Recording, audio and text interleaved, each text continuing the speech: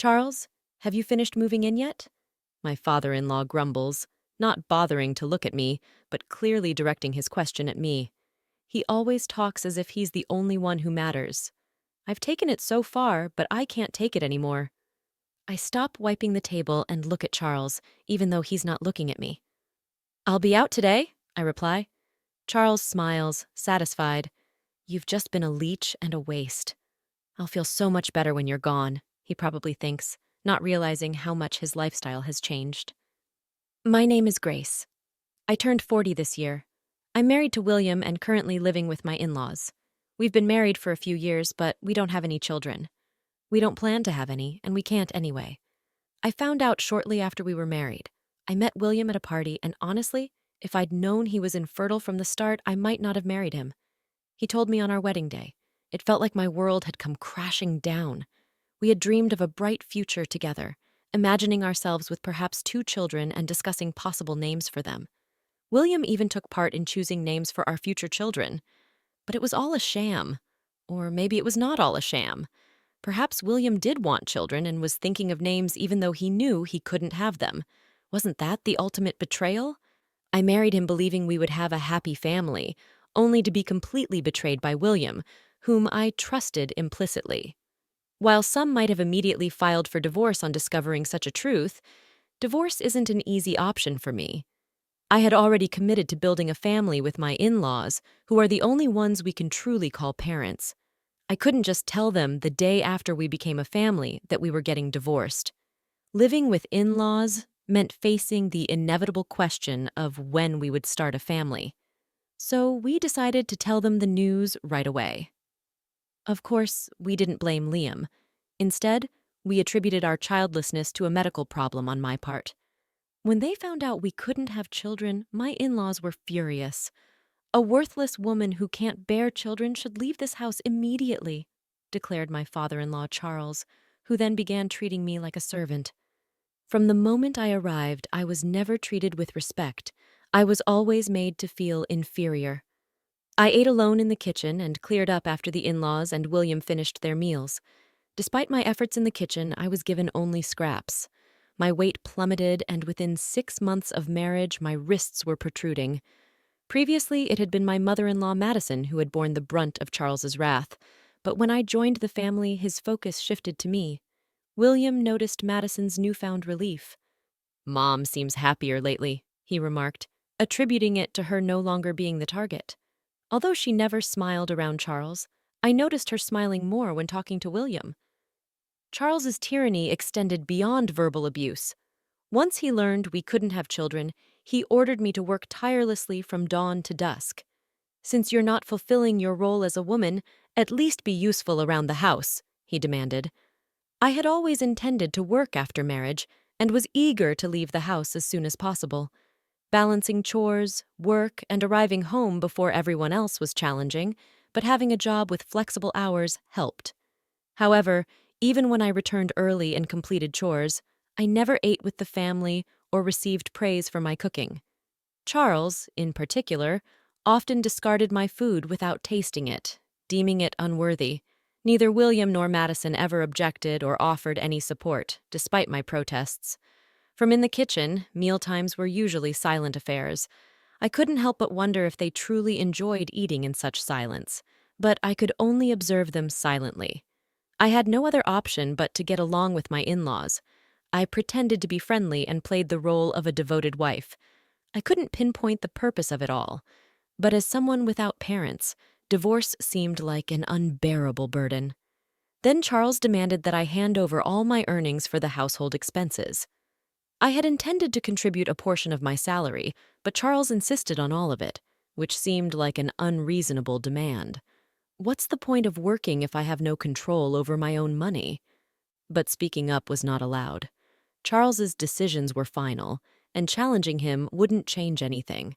It was easier to comply, keeping Charles in a good mood and avoiding the sorrowful looks from Madison and William. Ultimately, the main source of trouble in this marriage was Charles. Madison and William were not as much of a problem. It was Charles who oppressed and tormented me. It appeared that Madison used to handle the household finances, but it became my responsibility after marriage.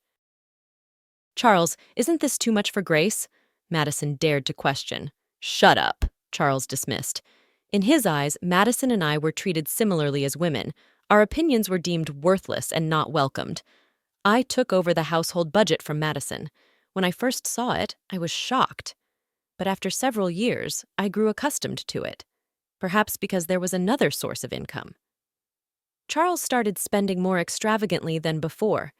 It's for work, he claimed, increasing his nights out, and the three of them, excluding me, began taking trips during long weekends. They never used to act like this, but suddenly everything changed. He still doesn't see me as part of the family, often referring to me as a burden or worthless.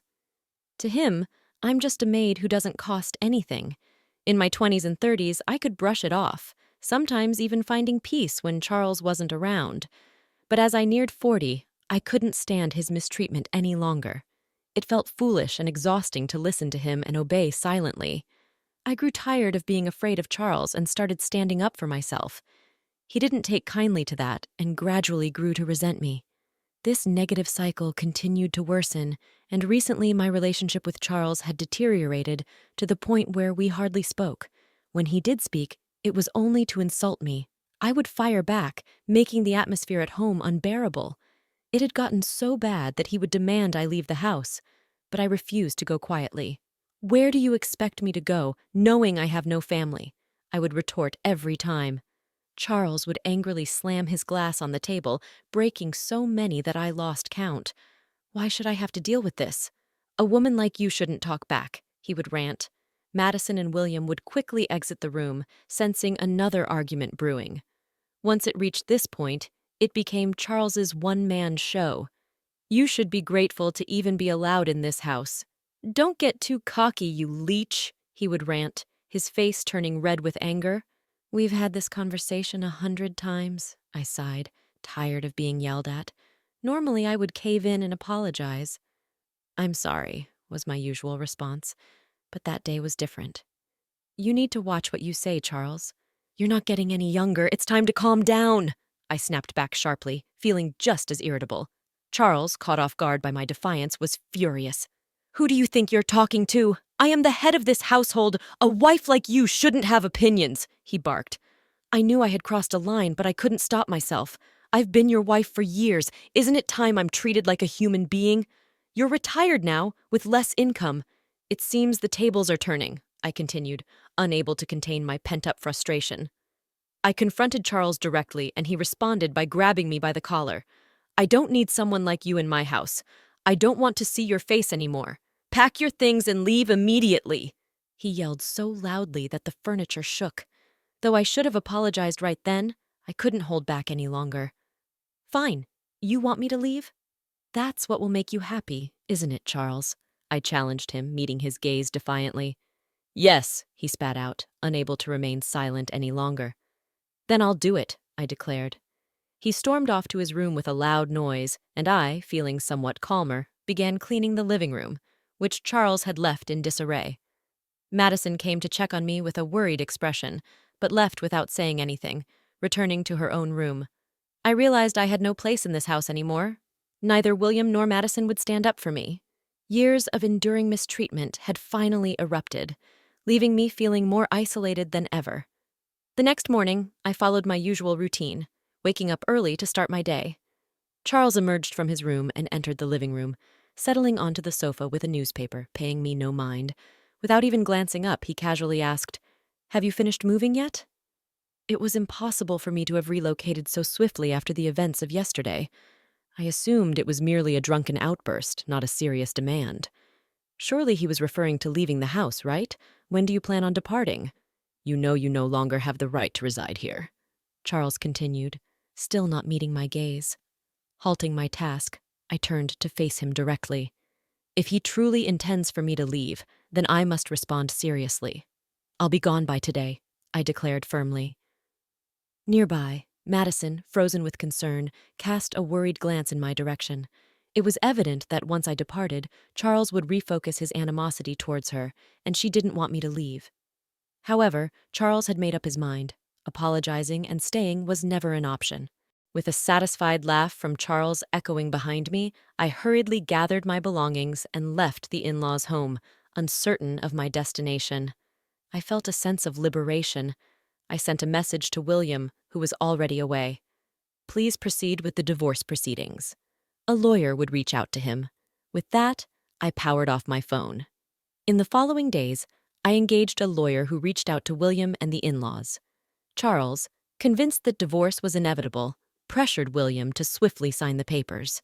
William hesitated, glancing back and forth between me and the divorce documents, but there was no room for second thoughts. With Charles's insistence and my determination to move forward, he reluctantly complied. I have no money to spare for a woman like you, but dealing with lawyers is a nuisance. So I'll foot the bill, Charles grumbled, his arrogance palpable. The lawyer offered a wry smile at his demeanor, despite his reluctance. William signed the agreement under Charles's stern gaze in the presence of the lawyer. I added my signature, and the divorce was finalized. We settled the distribution of assets, and I received compensation for the harassment I had documented. It proved wise to invest in legal support rather than navigate the process alone. Concerned about his reputation, Charles opted to avoid complications by involving lawyers.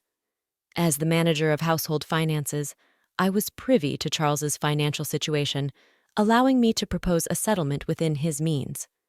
With the property division and harassment compensation settled, I embarked on a comfortable life in my own apartment. While solitude was once daunting, my time living with the in-laws and going through a divorce taught me to appreciate the tranquility of my own space. I relished preparing meals for myself, reveling in the peace of not having anyone to answer to. One day, roughly 3 months post-divorce, Charles's incessant calls flooded my phone. Assuming it's nothing positive, I ignore them, but his persistence forces me to accidentally answer. What have you done to my house? His voice reverberates loudly, even without the speaker mode. Instinctively, I pull the phone away from my ear. I haven't done anything. I simply left the house as you instructed, I replied defensively. Unsatisfied with my response, Charles continues to berate me. How can you claim you've done nothing? I'm receiving notifications about withdrawal issues since you left, he accuses. So he's upset about the withdrawal problems and blames me. I don't know. I didn't take any action. I managed everything according to your directive and paid all dues, I respond, a sense of satisfaction creeping in as I understand why Charles is upset. I suppress a grin, relieved he can't see my reaction. That's absurd. Before you arrived, we managed fine with mine, Madison's, and William's incomes. How much were you earning anyway? I recall that I never disclosed my salary details to Charles. $445,000 take home, I reveal. Charles emits a noise akin to a squashed frog before falling silent. In reality, my job in sales at an investment trust firm primarily consisted of commission-based earnings, contingent on the returns I generated for investors. However, much of it vanished due to Charles's extravagant spending. Nonetheless, I had wisely invested my inheritance, generating some additional income. It wasn't a substantial amount, but it helped cover living expenses. I relied on this income to purchase necessities. Although during the property distribution only William's savings were considered, this was because only assets acquired during our marriage were subject to distribution, excluding the inheritance from my parents and its earnings. Since I utilized all earnings for household expenses throughout the marriage, I had no savings accumulated over the years. The Charles family spent money lavishly, unaware that I was compensating for it. You claim you managed before marriage, but was it on par with our current standard of living? I questioned. Charles's frustration finally boiled over. Don't jest. You should continue contributing to our household expenses. You're the one who caused this mess, so you must take responsibility, he retorted angrily. I couldn't help but chuckle at his absurd statement. I could envision Charles's face reddening as he raised his voice. What's the matter? What are you even lying? You were the one who insisted I leave, remember? I simply followed your directive. Why should I, no longer a part of the family, continue providing financial support? I replied, half amused, before hearing a loud crash from the other end. Charles must have thrown another fit. The realization that I no longer had to clean up after him almost made me wish for more destruction. Moreover, we're strangers now, not family, not anything. Please refrain from assuming familial obligations. Manage your own finances. I left you with enough to sustain yourself, didn't I? With that, I bid him farewell and disconnected the call. I anticipated more calls from Charles, but none came. I thought perhaps he was feeling remorseful, but it seemed that wasn't the case. Instead, it appeared he was too ashamed to admit he couldn't meet the payments. He resorted to pressuring William and Madison to borrow money from financial institutions to cover their expenses. While payments were made, it only led to accumulating debt. Refusing to adjust their lifestyle, they continued living beyond their means. Continuing like this will only lead to more debt. You need to make changes, I warned. But they persisted, unable to meet their financial obligations and sinking further into debt each month. William reached out to me, foolishly considering reconciliation and even suggesting severing ties with his father to reunite. How could he propose such a thing now, after failing to defend me against Charles's mistreatment? Despite my decision to stand by William, knowing we couldn't have children, he never protected me. His suffocation under Charles's influence is no longer my concern.